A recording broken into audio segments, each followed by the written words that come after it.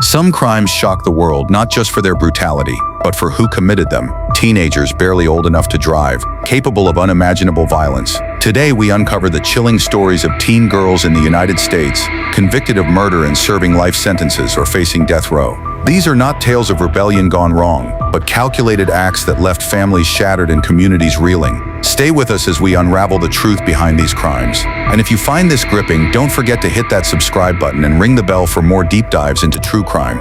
Also, drop a comment of where you're watching from. We love to hear from you. Case 1. Melinda Loveless. Melinda Loveless was just 16 years old when she orchestrated one of the most horrific murders in Indiana history. Now 49, she has spent over 30 years in the Indiana Women's Prison, serving a 60-year sentence. Her crime? The torture and murder of 12-year-old Shanda in 1992. Let's go back to the beginning to understand how a teenage rivalry turned deadly. It's January 10th, 1992 in Madison, Indiana, a small town where everyone knows everyone. Shanda, a 12-year-old cheerleader with a bright smile, is the new girl at Hazelwood Junior High. She's caught the eye of Amanda Havron, a 15-year-old who had been dating Melinda Loveless. Melinda, a troubled teen with a history of anger, is consumed by jealousy. Shanda, unaware, becomes the target of Melinda's rage. Their relationship? A tangled web of teenage romance and betrayal. Amanda and Shanda's budding friendship, possibly more, ignites Melinda's fury. Melinda doesn't act alone. She enlists 3 friends: Lori Tackett, 17,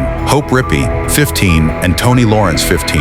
On the night of January 10, Melinda hatches a plan. She convinces the group to lure Shanda out under the pretense of meeting Amanda at a local hangout called the Witch's Castle, an abandoned house where teens partied. Around 10 p.m., Lori and Tony pick Shanda up from her father's house, where she's staying for the weekend. Shanda, excited, thinks she's going to see Amanda. She climbs into the back seat, unaware Melinda is hiding under a blanket, clutching a knife. The car heads to the Witch's Castle.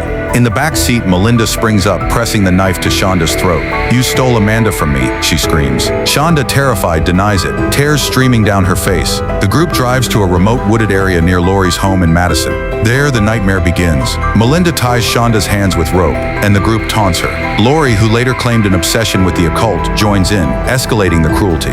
They strip Shanda of her jewelry and clothes, leaving her shivering in the cold. For hours, the torture continues. Melinda beats Shanda with her fists, then a tire iron, targeting her face and head. Shanda, bloodied and barely conscious, pleads for her life, whimpering, "Mommy." The girls laugh. Lori suggests burning her. They douse Shanda with gasoline from a can in the trunk. As dawn breaks on January 11th, they set her ablaze while she's still alive, in a field off a rural road. The brutality is unimaginable, a crime driven by jealousy, amplified by group dynamics and teenage impulsivity. After the murder, the girls drive to a nearby McDonald's, laughing and eating breakfast as if nothing happened. Shanda's body is discovered later that morning by a passerby, charred and unrecognizable. The police are baffled until Tony Lawrence, racked with guilt, confesses 2 days later. She leads authorities to the others. On January 13th, 1992, Melinda, Lori, Hope, and Tony are arrested. The murder weapon, a bloody knife, is found in Lori's car, along with Shanda's burned clothes. Forensic evidence, including blood and gasoline traces, seals their fate.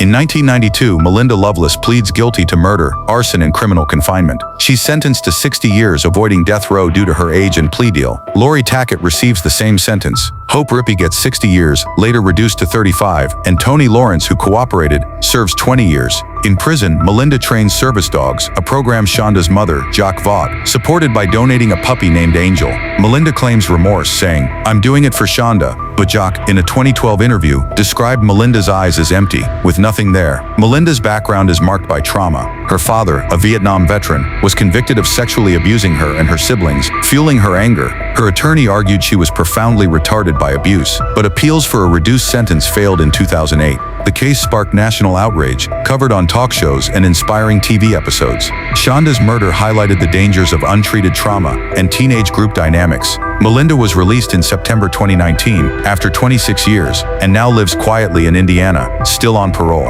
Case 2. Cyntoia Brown. Cyntoia Brown was 16 when she committed a crime that divided public opinion, the murder of Johnny Allen in Nashville, Tennessee. Now 37, she served 15 years of a life sentence before her release in 2019. Her case, steeped in controversy over her past as a sex trafficking victim, raises questions about justice and redemption. Let's walk through the night that changed everything. August 6, 2004. Nashville streets hum with late-night activity. Cyntoia Brown, a runaway living with a pimp named Cutthroat, is desperate for money. She's been trafficked since age 12, her life a cycle of abuse and survival. Johnny Allen, a 43-year-old real estate agent, spots her outside a Sonic drive-in. They have no prior relationship, just a transactional encounter. Allen offers her $150 for sex and drives her to his home in a quiet suburb. Inside Allen's home, tension builds. Cyntoia later claims she feared for her life, believing Allen was reaching for a gun under his bed. Prosecutors argue he was asleep. Around 2 a.m., Cyntoia pulls a .40 caliber handgun from her purse. She shoots Allen once in the back of the head, killing him instantly. The motive?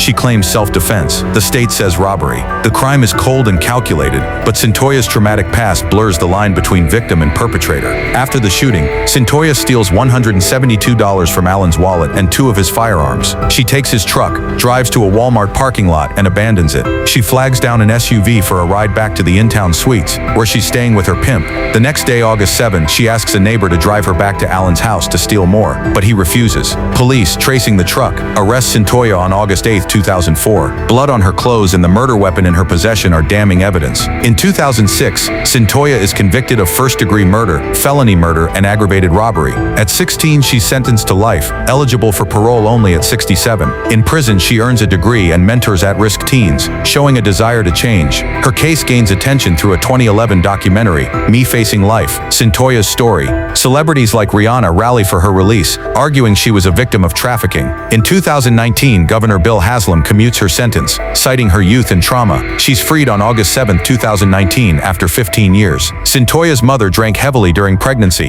possibly causing fetal alcohol spectrum disorder. Abandoned and adopted, Cyntoia faced abuse and ran away, falling into trafficking. Her trial sparked debate. Was she a cold-blooded killer or a desperate teen? Detective Charles Robinson insisted she killed for robbery, not survival, but advocates argued the system failed her. Her release was a landmark for juvenile justice reform, though some, including Allen's friend, felt justice was denied. Case 3, Alyssa Bustamante. Alyssa Bustamante was just 15 when she committed a crime that stunned her small Missouri town. Now 31, she's serving a life sentence with the possibility of parole at the Women's Eastern Reception, Diagnostic and Correctional Center. Her crime? The brutal murder of 9-year-old Elizabeth Olton in 2009, a neighbor she barely knew. Let's retrace the steps of a crime that Alyssa herself described as amazing in her diary. It's October 21, 2009 in St. Martin's, Missouri, a sleepy town where kids play freely. Elizabeth Olton, a bubbly 9-year-old, lives just 4 houses down from Alyssa Bustamante. The two aren't close. Elizabeth is a friend of Alyssa's younger sister. Alyssa, a troubled teen with a history of depression, is spiraling. She's been cutting herself, posting dark thoughts online, and experimenting with drugs. Her motive? She later tells police she wanted to know what it felt like to kill. Alyssa plans her attack with chilling precision. She digs 2 shallow graves in the woods near her home, days in advance, claiming it was for fun. On October 21st, around 6 p.m., she lures Elizabeth to the woods under the pretense of playing. Elizabeth, trusting, follows her. In a secluded clearing, Alyssa attacks. She strangles Elizabeth with her hands, feeling the girl's small body go limp. Unsatisfied, she slashes Elizabeth's throat with a knife and stabs her abdomen multiple times. The wounds are deep, deliberate. Alyssa drags the body to one of the pre-dug graves, covers it with dirt and leaves, and walks home. The brutality is staggering, but Alyssa's reaction is colder. Back home, she writes in her diary, "I just fucking killed someone. I strangled them and slit their throat and stabbed them. Now they're dead. I don't know how to feel at. It was amazing. As soon as you get over the oh my god I can't do this feeling, it's pretty enjoyable."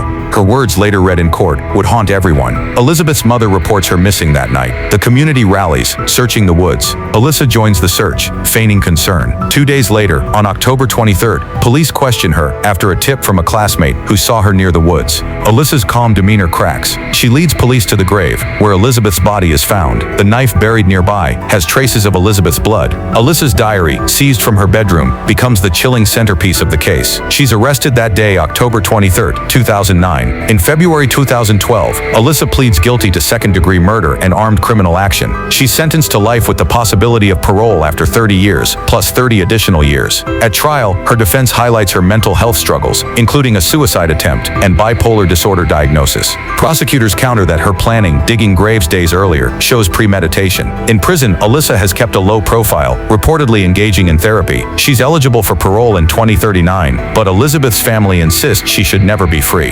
Alyssa's upbringing was turbulent. Raised by her grandparents after her parents' drug convictions, she battled depression and self-harm. Her YouTube videos, showing her laughing while shocking her brothers with an electric fence, hinted at a fascination with pain. The case sparked debate over juvenile sentencing and mental health treatment. Some argued Alyssa's disorders excused her actions. Others, including Elizabeth's mother, Tara Olton, called her a monster in a 2012 interview. The murder devastated St. Martin's, leading to stricter community watch programs. Case 4, Rachel Wade. Rachel Wade was 19 when she committed a crime born of a love triangle gone deadly. Now 35, she's serving a life sentence without parole at the Lowell Correctional Institution in Florida. Her victim, Sarah Ludeman, an 18-year-old rival for a boy's affection. This 2009 murder in Pinellas County shows how obsession can spiral into violence. Let's go back to the night it all unraveled. It's April 14, 2009 in Pinellas Park, Florida. Rachel Wade and Sarah Ludeman are locked in a bitter feud over Joshua Camacho, a 20-year-old both dated. Rachel, a former Applebee's waitress, and Sarah, a high school senior, have no direct relationship beyond their rivalry. For months, they've taunted each other through texts, voicemails, and MySpace. Rachel leaves threatening voicemails saying, "I'm gonna kill you, watch." Sarah responds with insults, escalating the tension. Around 11 p.m., Rachel learns Sarah is driving to Joshua's house. Furious, she grabs a steak knife from her kitchen and heads to a friend's house nearby, where she knows Sarah will pass. Sarah arrives in her minivan with friends, spotting Rachel outside. The girls scream insults and Sarah steps out, charging toward Rachel. In a flash, Rachel stabs Sarah twice in the chest, piercing her heart. Sarah collapses, gasping as her friends scream. Rachel flees, tossing the knife into a neighbor's yard. Sarah dies minutes later on the pavement. The attack is swift, fueled by months of pent-up rage. Rachel's motive?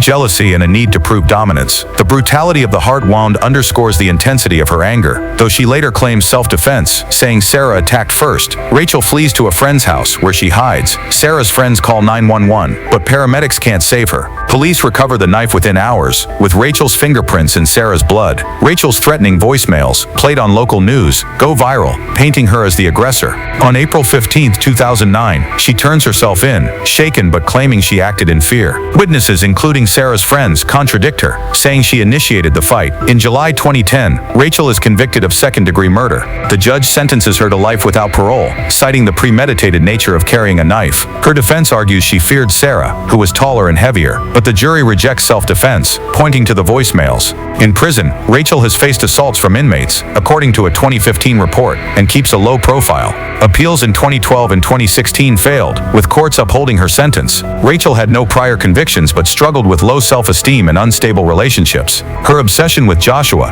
who dated both girls simultaneously, fueled her rage. The case, dubbed the MySpace murder, highlighted the role of social media in escalating teen conflicts. Sarah's family, in a 2010 statement, called Rachel heartless, while some supporters argued her sentence was too harsh for a crime of passion. The murder led Pinellas schools to implement anti-bullying and cyberbullying programs. Case 5, Amber Wright.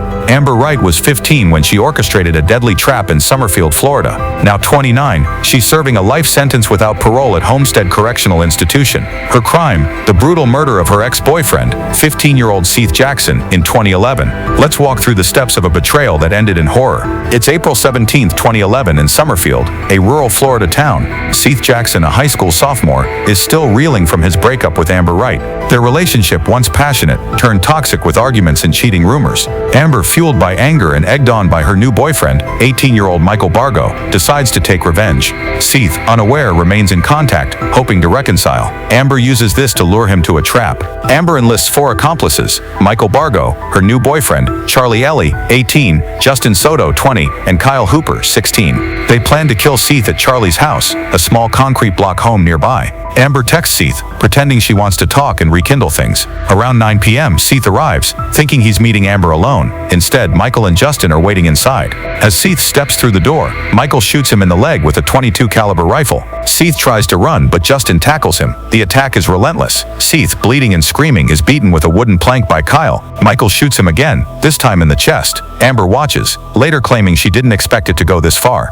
Seth, still alive, begs for mercy. Michael shoots him a third time, in the head, killing him. The group isn't done. They stuff Seith's body into a sleeping bag, burn it in a backyard fire pit, and crush the remains with a hammer. Amber helps scatter the ashes in a nearby quarry, hoping to erase the crime. By April 18th, Seith's mother reports him missing. Rumors swirl, and a tip from a friend leads police to Charlie's house. On April 19th, they find blood traces and charred bone fragments in the fire pit. Forensic tests confirm it's Seith. Amber, Michael, Charlie, Justin, and Kyle are arrested within days. Amber's text to Seith, recovered from his phone, show her luring him. Michael's rifle, found hidden in a closet, has Seith's blood on it. Amber claims she didn't know Michael would kill him, but her role in the setup is undeniable. In 2012, Amber Wright is convicted of first-degree murder. She's sentenced to life without parole, as is Justin Soto. Michael Bargo, the shooter, gets death row. Charlie Ailey and Kyle Hooper receive life sentences, later reduced for cooperating. In prison, Amber has stayed out of the spotlight, with no public statements. A 2013 appeal arguing her youth and lesser role failed, with courts citing her deliberate deception. Seith's family in a 2012 statement called her heartless for luring him to his death. Amber had no prior convictions but grew up in a turbulent home with a history of domestic issues. Her relationship with Michael Bargo, a volatile older teen, fueled her actions. The case, dubbed the Facebook murder due to social media taunts, sparked debate over juvenile life sentences. Seith's mother, Sonia Jackson, pushed for harsher laws, while some advocated for Amber's rehabilitation, citing her age. The murder led Summerfield schools to strengthen anti-bullying programs. Case 6. Brenda Spencer. Brenda Spencer was 16 when she committed one of America's first school shootings. Now 63, she's serving life with the possibility of parole at the California Institution for Women. Her crime? The 1979 shooting at Cleveland Elementary School in San Diego, killing 2 and injuring 9. Let's step into the day that inspired a haunting song lyric, "I Don't Like Mondays." It's January 29, 1979 in San Diego. Brenda Spencer, a troubled teen, lives across from Cleveland Elementary School. She has no direct relationship with her victims, Principal Burton Ragg, 53, or custodian Mike Sachar, 56, nor the 9 injured children, ages 6 to 12. Brenda, a loner with a history of truancy, is angry at the world. Her father gifts her a .22 caliber rifle for Christmas, despite her suicidal thoughts and fascination with guns. At 8:30 a.m. as kids arrive at school, Brenda opens her bedroom window, aims her rifle, and fires. The first shot hits Principal Ragg in the chest as he rushes to protect students. He dies instantly. Custodian Mike Sachar is shot in the stomach while helping children, dying later. Brenda fires 36 rounds over 20 minutes, hitting 8 students and a police officer in the shoulder. Children scream, diving behind playground equipment. When police surround her house, Brenda barricades herself inside. She later tells a reporter, "I don't like Mondays." This livens up the day. Her motive? Boredom and a vague hatred of authority, amplified by personal struggles. The attack's randomness and her casual attitude shocked the nation, marking a grim milestone in school violence. After a 6-hour standoff, Brenda surrenders on January 29, 1979. Police find her rifle and over 200 rounds of ammunition in her room. Witnesses, including students, confirm she was the shooter. Her father's statements about her mental state raise red flags, but no forensic evidence is needed. Her actions are clear. She's arrested that day, charged as an adult despite her age. In 1980, Brenda pleads guilty to 2 counts of first-degree murder and assault with a deadly weapon. She's sentenced to 25 years to life with parole eligibility. In prison, she's been diagnosed with epilepsy and depression and has attempted parole multiple times, all denied most recently in 2021. Victims' families, including Ragg's daughter, argue she remains a danger, citing her lack of remorse. Brenda claims she was drunk and doesn't recall the shooting, a claim prosecutors dismiss. Brenda's childhood was marked by abuse and neglect. Her parents divorced and she lived with her father in poverty, sleeping on a mattress in a cluttered home. She had prior arrests for theft and truancy. The case fueled debates over gun access, mental health, and trying teens as adults. Bob Geldof's song "I Don't Like Mondays" immortalized the tragedy, but victims' families criticized its glamorization. The shooting spurred early school safety reforms in California. These teens, consumed by anger or apathy, left communities grappling with loss. More stories await, crimes that challenge our understanding of youth and evil. Subscribe to join us for the next part. What do you think drives a teenager to such extreme violence? Share your thoughts in the comments below.